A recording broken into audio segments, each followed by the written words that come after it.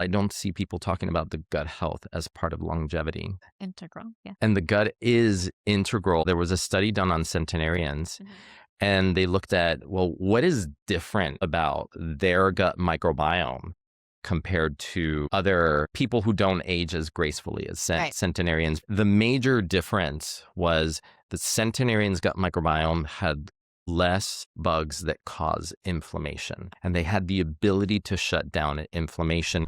What if aging isn't about slowing down, but leveling up? I'm Dr. Isaac Jones. This is the Longevity Leaders Podcast. Welcome. I'm Dr. Ashley Beckman here with the Longevity Leaders Podcast, and I have our guest, Dr. Pedre. How are you? Doing great. Thanks for having me. Of course. So we've been chatting a little bit and we've uncovered a few things we have in common, but let's get into some of your favorite things that you focus on with your clients, right? Tell us a little bit about your practice. Well, my practice is a mostly virtual functional medicine practice focused on gut health. That's been my specialty. I've been in the space for over a decade, but probably more on the map since my first book came out in 2015 by the name of Happy Gut. And since then, I've been a nationally recognized gut health expert.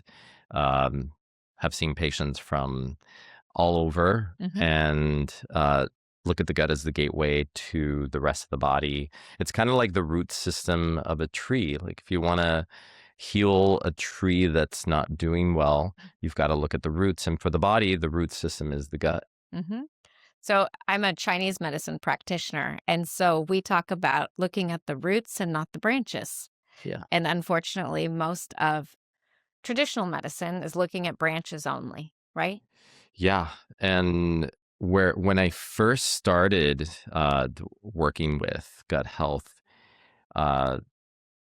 one of my early patients was a patient that was breaking out in hives.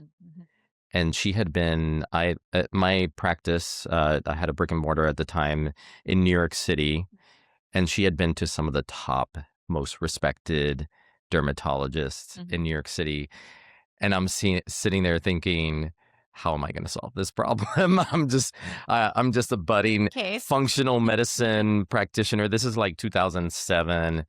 And I figured out that she had celiac genetics. She was gluten sensitive, took her off of gluten, and the hives were gone within 2 months. Yep. After she had been going to doctors that were putting her on steroids and topical steroids. So it's an example of treating the branches instead of really looking under the hood and treating the root of the problem.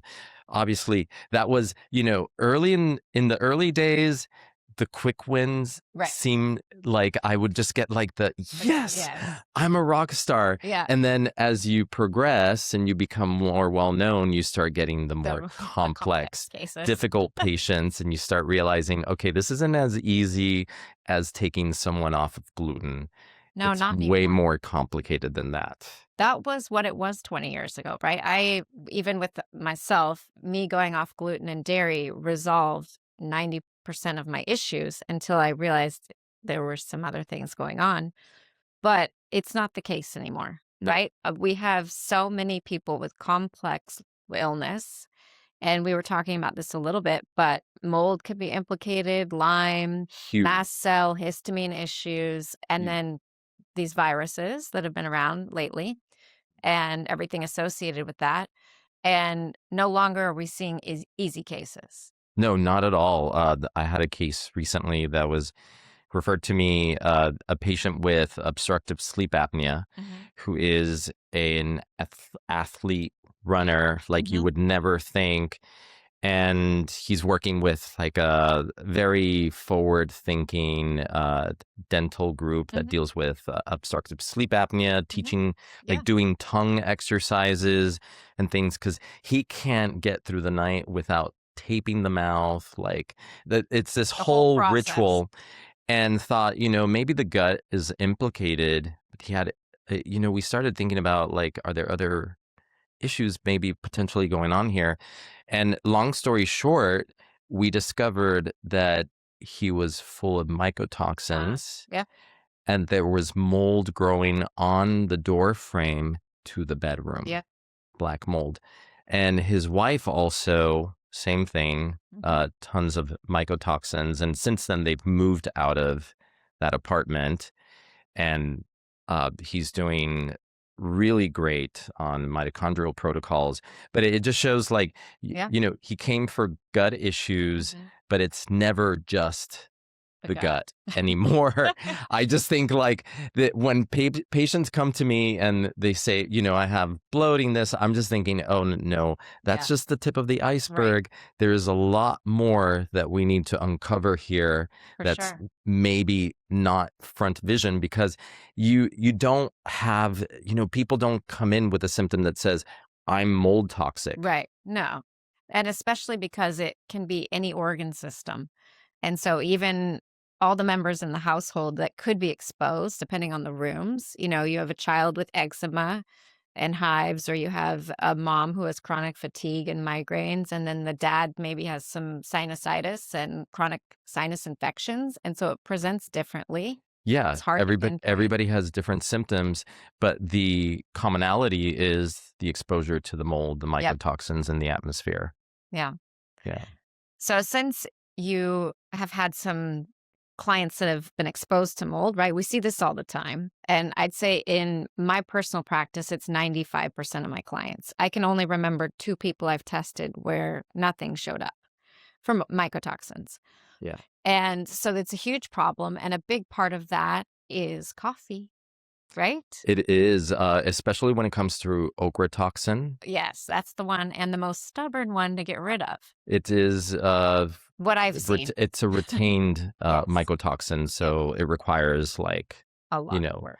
really good detoxification. But obviously, uncovering that people don't realize that if you're going out Mhm. and drinking coffee from, some of the more popular Yeah, brands some out there, popular chains available all over the they state. are not buying the highest quality beans. No, They're and actually buying and the thing is that, I don't know if people realize this, but the price of coffee as a commodity has quadrupled Oh, wow. since 2020. And Just in the last couple of years, Hmm. it's quadrupled. And one way that, coffee is sold by weight, Mhm. the coffee beans are sold by weight. So if you're not working with an honest Mhm. supplier, Mhm. they might add a little bit of water Oh, to make the weight higher. So then you're having to pay more for the beans, but then those beans that are moist are going to get mold. right. Or if they're low quality beans that coming, the Mhm. coffee's grown in tropical environments with a lot of humidity. But depending on how the beans are being cared for, they're either going to be more susceptible to developing too much moisture, and then they can even get, there's this insect called the coffee borer, Mm. and it creates tiny little holes Holes. in the coffee bean. Mhm. And then in those holes, it's very easy for mold to Yeah. grow. So what people don't realize is that, the quality of your coffee matters greatly. And even though the roasting process can reduce some of the mycotoxins, depending on how the roasting is done, really it comes down to the quality of the beans. And a lot of patients mistake organic to mean also mycotoxin free, right? So they'll say, "Oh no problem, I have organic," right? But that Yeah. doesn't. If you're a medical doctor, nurse practitioner, chiropractor, or other health expert that's stuck in a broken system, there's a better way. The Freedom webinar shows you a proven 5-step system to build a 7-figure virtual health practice, or how to modernize your current brick and mortar practice without the burnout.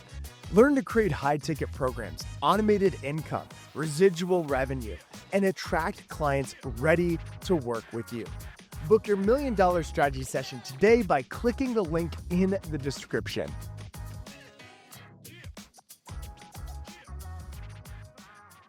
Doesn't necessarily mean, although you hope that if it says organic, that already that these are beans Better. of higher quality. They're being cared for in a much more conscious way. They're coming from smaller farms. Um, but yeah, I mean, you get what you pay for, Right. right? And if you're not paying attention to that, that's one of those things. I call it the micro habits that have Yeah. the macro effects on our health. Right. Yeah. It's one of the most surreptitious micro habits because it's so normalized. Like everybody drinks coffee that you wouldn't think like your coffee could be poisoning you Right. if you are one of those people who are mold sensitive. Right. And it scrambles your gut health, your hormones, everything. So that's partly what inspired me to come out with Happy Gut Coffee, because I wanted people to have a coffee that was gut friendly, starting with that, low in acid, but also free of all potential toxins. So we take our batches and we send them to a third party lab, and at pretty significant cost to test for all of these things. We test for all pesticides, glyphosate, mycotoxins, and heavy metals. Yeah. Yeah, because the groundwater, all of the things can really contribute in so many ways. And the pesticides, again, with what we work with and uncovering some root issues, pesticides are huge and impact the gut And brain. and I'm sure you see this with patients. I have patients that primarily eat organic. Oh, yeah. And when we run a toxin screen, Yep. Still high. they might have atrazine, Yes. have other pesticides. Yep. Maybe they're living somewhere where the neighbors spraying Spray. the lawn with a weed killer, or maybe they just live in an area that has a lot of still pesticide sprayed farms and Or you stuff. take your child to the park or they play sports and you're on the sports field. I mean, the amount of kids with the high glyphosate and pesticides is off the charts now, and a lot of it's from the sports fields. It's crazy. And it's so sad because they're getting injured, right? It's attacking the tendons, and it's a big thing. And then again, if you golf, right? And these are major gut disruptors. Yes. Is what people need to understand. Like the mycotoxins would affect the gut lining, disrupt the gut microbiome, but also glyphosate, which it's funny because they say it doesn't have an effect on humans, but it short circuits an enzyme pathway in bacteria. And what do we have living inside our gut? Right. Yeah, bacteria. Almost 100 trillion bacteria that are symbiotically living with us. So if you look at glyphosate, it's basically a chelating agent. It binds minerals, but it also shuts down this pathway. And that pathway is essential for creating the three essential amino acids, which are necessary for precursors for things like dopamine, serotonin. So then you wonder why so many people are walking around depressed and stressed. Yep. And the pesticides too, I mean, they basically can cause the insects' insides to explode. So they're these neurotoxins, and it's very damaging for our gut lining. Yeah. And then if you already have damage to the gut lining, like inflammation from having been on antibiotics, stress, taking over-the-counter NSAIDs. I know this is a longevity podcast, so I wanted to mention, because no one's really, overall, I don't see people talking about the gut health as part of longevity. And it's integral. Yeah. And the gut is integral. There was a study done on centenarians, and they looked at, well, what is different about their gut microbiome compared to, other people who don't age as gracefully as centenarians, people who are on multiple medications.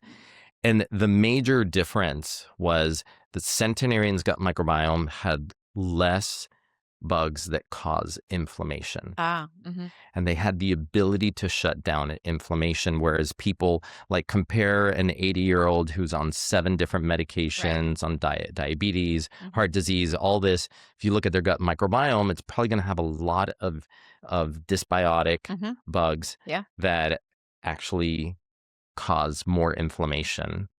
And with that inflammation is the, common denominator behind every disease, including mental health issues. Yes. Yeah.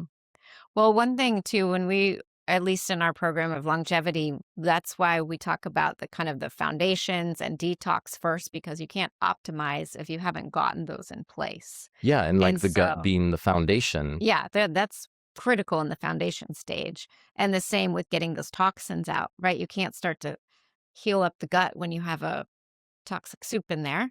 So it's everyone wants to skip right to the fun stuff and the optimization, but we have to get those foundations and detox in place first in order to optimize. Yeah, and unfortunately for our, short attention span society, our TikTok, Yeah. Instagram Reel society, I think what I try to teach patients is that you are still a biological system. Hmm. Your body is not a technology, it is biology. Hmm. And that biology takes Takes time. time. Hmm. Like things can happen pretty fast sometimes, but Yeah. they're not going to happen in a day. And not if you're not making the changes, Not if right? you're not making the changes, and depending on the person, like you can't just make one of three changes and expect Right. the results that are in order to achieve the results that you want to achieve. Uh, some sure it may be overwhelming Hmm. to make all these changes. So Right. I'm very much in favor of stacked changes, but you keep adding as you refine your lifestyle behaviors because a lot of it comes back to what you're doing Every day. every day, Yep. like what coffee you're Right. drinking and what you're drinking it in. Right. Yes. Are The you plastic getting those warning. to-go cups Yep. from, I feel guilty because sometimes when I travel, I forget to bring Your travel mug. my travel mug. It's like, oh my God, like now, if I want a coffee, I'm going to get it in one of those plastic lined cups, which Right. is not great. So, we can't be perfect, No. but when I'm home, I'm always making that choice, either making my Happy Gut coffee at Hmm. home, or if I go to the coffee shop, because I still like to treat myself Uh-huh. to just going out for a coffee, I bring my tumbler. Hmm. And that's what I try to teach people, Right. because what I found really interesting is I started looking into the effects of microplastics Hmm. on the gut and the gut microbiome. Right. So we know that microplastics are endocrine disruptors, horrible for women. Right. They And men. disrupt estrogen, but yeah, Yeah. and men. And what I found was that they were finding correlations. There's one study found a correlation with microplastic exposure and inflammatory bowel disease. That makes sense, There right? were I other, mean, yeah. other studies where they are looking at microplastic exposure in rodents, in zebrafish, studying them to see what are the effects, and found that the microplastics cause dysbiosis, Mm-hmm. and they actually destroy the mucus layer of the gut, which is basically like your protection, Right. and then leads to leaky gut Mm-hmm. and inflammation. So you wonder, like, Yeah. okay, we were looking for, we're talking about like the things that are hidden, like the mycotoxins, and now we have to start thinking about microplastics. Yeah. Yeah. And all of those things that, again, like the forever chemicals, they've basically, people know about them, but they don't realize how many things are still in. And people assume that products are safe, even though they've been supposed to be phased out because of their toxic tendencies. Yeah. But they're still on the shelf. Glyphosate's still on the shelf, right? All these products are, and they're not safe. And we see them accumulate in the body. And luckily, we have the testing. So you were talking a little bit about mitochondrial testing. Yeah. Let's go into that a little bit. What's your favorite test right now? I'm super excited about this test because this has been vetted at the University of San Diego. It's been used to look at mitochondrial effects of space and NASA. And it's unlike the organic acids, it's more of a direct test on mitochondrial function. It's called a me screen. Mm-hmm. And I've been using it now for several months on patients. Mm-hmm. And it's quite outstanding, like how it correlates with what's going on with a patient. Like a mycotoxin exposed patient has kind of like a certain mitochondrial signature, that you can see. But what's really cool about the test is that it looks at mitochondrial energy production at rest. And then they use certain mechanisms where they decouple the electron transport chain. These are used in studies using like established chemicals that do that. And then they study, well, how do your mitochondria react to stress? So they can see how you are at baseline. But then what happens when your body's when you're not getting enough sleep, when maybe you've had too much to drink, you're stressing your body out. What happens to your mitochondria? And then they also look at reactive oxygen species, both at rest and under stress. Ah, very cool. Again. And then they're looking at the balance between mitochondrial energy production and glycolysis to see where your patient is. Are they more using sugar for energy, or are they efficiently using mitochondria for energy? And the cool thing is then you can do before and after testing and see, how your interventions are working and what it is that they've already done a couple of studies, Dr. Patel. Yeah. I've talked to him a lot about the testing and the different things like using phosphatidylcholine to improve the mitochondrial membrane and the redox potential, but also using things like urolithin A, but not at actually much higher dose, at 1,000 milligrams, not 500 milligrams. And they found improvements in mitochondrial energy by they did one small study where they put patients on for 1,000 milligrams daily for 4 weeks. So I started incorporating some of these strategies with patients and helping them improve their energy, because like I said, people come to me because of gut health issues. Right. But I don't just look at the gut. Right. I look at everything, because oftentimes no other doctor that they've worked with is looking at all of these things, and they're complaining about fatigue, about brain fog, energy issues, and a lot of times their thyroid looks fine. So it's not the thyroid. Right. And they It's the basically mitochondria. too, the gut issues are kind of speaking the loudest, but we have to uncover why. And a lot of the deep diving and amazing tests that we have at our disposal now are extremely helpful. And everything is integrated. So if you got mitochondrial dysfunction, you have gut health issues that have contributed to that mitochondrial dysfunction. So if you're not looking at that, so I started with the gut and really like zoomed in and kind of like really focused on the gut. And now I'm kind of like going from there out and broadening again, because I realize, well, I can't ignore that these patients are living in a toxic soup. Yes. And they are still going to have mold. I had a patient that had mycotoxins, but then her whole home had carpeting that had not been changed in like 20 years. So we got her to remove the carpeting. Right. And she's finally like starting to improve, but it's taking time because she was so toxic to begin with. And that's the one thing I think is hard for patients to really understand and grasp. Just even getting rid of mycotoxins, if they have a lot, can take 6 months to a year or more. It just depends on the body and how much. And so they're used to a quick fix, and none of these things are a quick fix. And it requires some work because, and it does require an investment in your health as well, because maybe you need to get a portable infrared sauna so that you can do sauna therapy at least 3 times per week or more. And that's a commitment, because now you have to be in the sauna for like 30 minutes every day. Yeah, it's not a quick fix, but again, once they feel better, and usually they will feel better incrementally along the way. Yeah. So you're getting at their core issues, but actually getting to their root causes throughout the whole process. Yeah.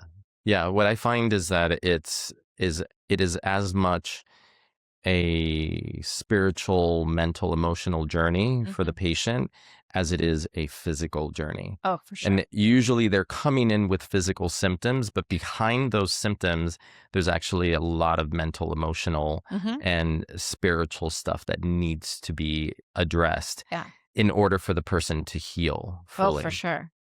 And that's one thing I loved at least about Chinese medicine. So we look at all the organs and what emotions connected and why did it impact somebody's gut, right, versus their liver or their joints and what emotion is tied. And so it just depends on how open and willing the client is to dive into those things.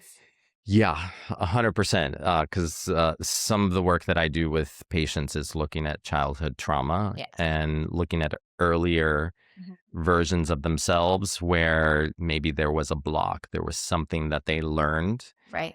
and it's still playing in the background Oh, for sure. now as an adult. And I find that, of course, only if the person is open and Yeah. willing to go there, because those memories can be too painful for some people.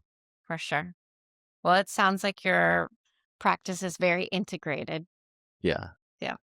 Yeah. That's the thing is even though we love the toxins, it's not only about the toxins.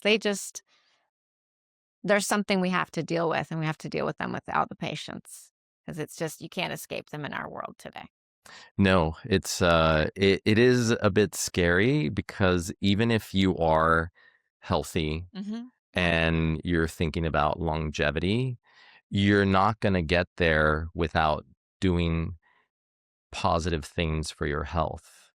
And I think we probably have to start, looking beyond like just the regular stuff, like thinking about like sauna therapy Right. and red light therapy and all the other things that we can use now. We're in such a great era with all the biohacking tools Mhm. that we have. But also at the same time, remembering how important it is to like put your feet on the Right. earth, Yeah. I was gonna say like connect with get the earth. grounded, Mhm. be in nature, get connected to your body, Mhm. breathe, meditate, like really work on regulating your nervous system. I think those are just Mhm. as important as everything else. 100%. So where can people find you? I'm very active on Instagram Mhm. at Dr. Pedre, DRPEDRE.